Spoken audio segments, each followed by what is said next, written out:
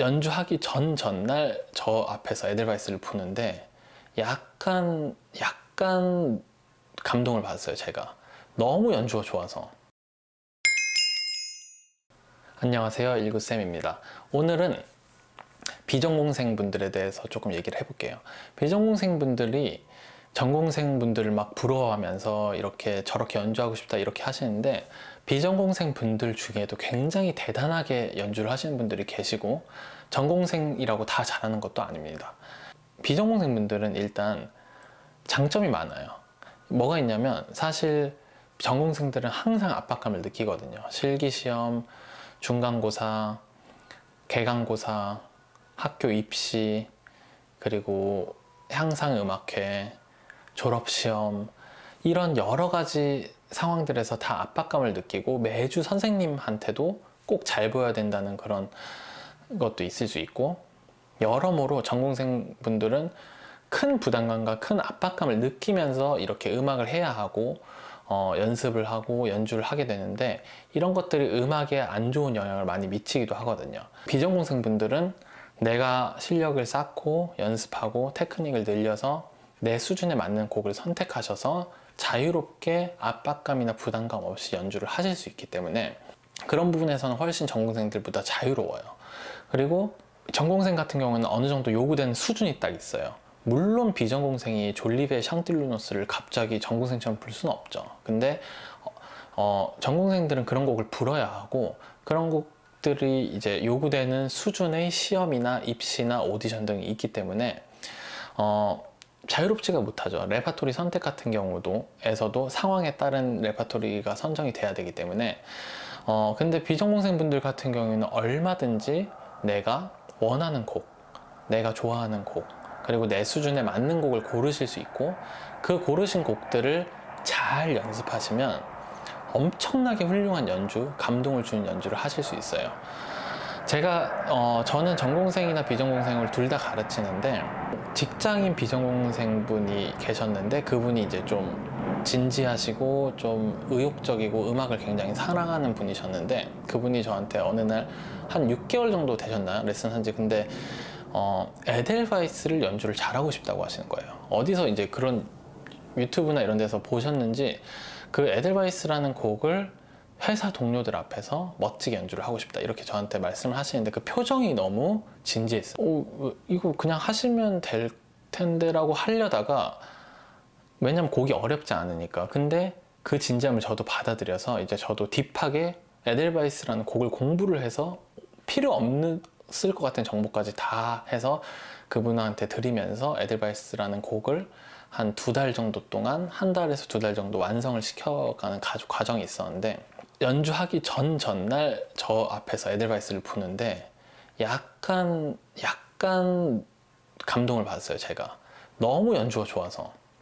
소리도 좋고 음정도 좋고 악상 표현도 있었고, 그리고 곡이 가진 캐릭터도 표현하셨고, 에델바이스가 별거 아니죠 정말. 그리고 배운 지 몇 개월 돼도 충분히 할 수 있는 곡인데, 이제 에델바이스라는 꽃도 찾아보고, 에델바이스의 어원, 에델이 독일어로 고귀하고 진귀한, 바이스는 화이트, 흰색이니까, 그래서 에델바이스란 꽃이 있는데, 이 꽃은 들꽃이 아니라 산에서 피고, 산에서 피는 이 진귀한 꽃을 따서 만든 곡인 만큼 곡의 캐릭터가 이렇고, 음정이 이렇게 흘러가고, 리듬은 이렇고, 그리고 연주를 어느 정도 하신 다음에, 그러니까 어느 정도 1달 정도 곡을 하신 다음에 디테일하게 음정, 뭐 라, 도, 솔이면은 라랑 도랑 솔이랑 음정 관계부터, 이 음은 높여야 되고 이 음은 낮춰야 되고, 그리고 레가토는 슬러, 아티큘레이션은 이렇게 바꿔보고 이 음은 올리셔라, 내리셔라. 그리고 프레이즈도 2마디, 4마디, 8마디 이렇게 설정해서 진짜 전공생한테 요구하는 거 이상으로 그분한테 알려드리고, 그분은 그거에 따라서 연습을 해오시고 이렇게 했는데, 만약에 아무 전공생한테 악보를 주고 연습해서 에델바이스를 불어봐라 한 거랑 정말 견줄 만큼 연주가 좋았어요. 이분이 이제 소리적으로 조금 원래 좋으신 부분도 있었는데, 진지하게 임하고 그 곡의 단점들을 다 제거하면서 장점들을 살리면서 이렇게 연주를 하니까 정말 놀라운 결과를 보여준 적이 있거든요. 그리고 이제 제가 가르치는 초등학생 한 명이 있는데 비전공생이고 그냥 학교 오케스트라에서 그냥 연주하고 싶다 이렇게 해서 가리볼디를 떼지를 않은 상태에서 협연 오디션을 보고 싶다고 하는 거예요. 학교 오케스트라랑. 그러면은 뭐 협연곡을 해야겠죠.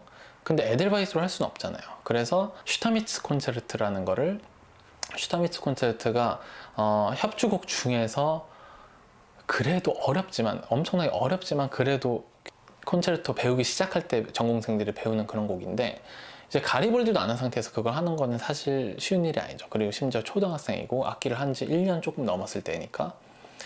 근데 기간을 좀 한 5, 6개월 잡고 연습을 시작을 했는데, 당연히 16분음표 정도 빠르기를 하는 것조차도 힘들었고 1옥타브부터 3옥타브까지 다 소화를 하는 것도 힘들었고, 근데 하나씩 아주 천천히부터 시작해서 이제 연습을 시작하고, 근데 엄청나게 좋은 무기가 하나 있었는데, 그 협연 오디션을 붙으면 좋은 거고 럭키, 보너스 이런 거고, 안 붙는 게 당연한 정도의 그런 상황이었어요. 왜냐하면 비전공생이고 다른 전공생들도 있었고, 그리고 재밌게 준비를 해보고 그 다음에 안 되면 말자 이렇게 저도 얘기를 했고 학생도 동의를 해서 그렇게 준비를 했는데, 마음에 부담감이 없고 떨어져도 된다. 그리고 이 곡에 대해서 공부하고 이 곡이 얼마나 좋은 곡인지, 슈타미츠가 얼마나 훌륭한 작곡가인지, 어느 음악 계열에 속하는 작곡가인지, 그리고 왜 이렇게 썼는지, 이런 것들을 디테일하게 공부하면서 재밌게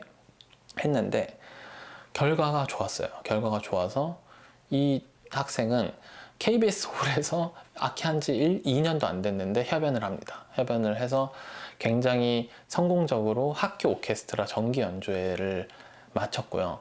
이 친구 같은 경우에도 재밌게 하고 내가 곡에 대해서 공부하고 단점들을 하나씩 정리를 해서 오히려 부담을 느끼는, 꼭 협연을 진짜 목숨 걸고 하고 싶었던 학생들보다 더 잘했던 거예요. 그래서 이런 경우들을 봤을 때 저는 비전공생이 음악에 대한 열정이 있고 굉장히 자유롭고 심리적으로 굉장히 자유롭고 이런 면들을 잘 활용해서 본인의 테크닉에 맞는 곡을 선정을 하고 연습을 잘 하시면 충분히 감동을 주는 아주 아름다운 연주를 하실 수 있다고 생각합니다. 물론 이제 실력은 곡들을 불고 그냥 교재에 나오는 것들을 따라간다고 해서 자연스럽게 늘진 않아요. 전공생들이 잘할 수 있는 이유는 엄청나게 지루한 기나긴 연습들을 거쳤기 때문에 그렇게 할 수 있는 거거든요. 그래서 롱톤 연습을 해서 호흡을 늘리고, 테크닉 스케일 연습을 해서 손가락을 어떤 음에도 이제 구애받지 않게 가다듬고, 트릴 연습하고, 텅잉 연습 따로 하고, 비브라토 연습 따로 하고, 이런 식으로 지루하고 엄청 긴 시간을 견뎌냈기 때문에 내가 원하는 곡들을 선택을 해서 이렇게 자유롭게 연주를 할 수가 있는 거고요. 물론 전공생이라고 다 잘하는 건 아니지만 테크닉적으로 여러 곡들을 연주를 할 수 있죠. 비전공생 분들도 이 테크닉 연마하는 과정, 호흡 늘리는 과정들을 지루하지만 매일매일 조금씩 늘리시면 10곡을 할 수 있다가 100곡을 할 수 있다가 1000곡까지도 할 수 있는 거예요. 왜냐하면 테크닉이 늘어나는 만큼 할 수 있는 곡의 가지수가 많아지기 때문에.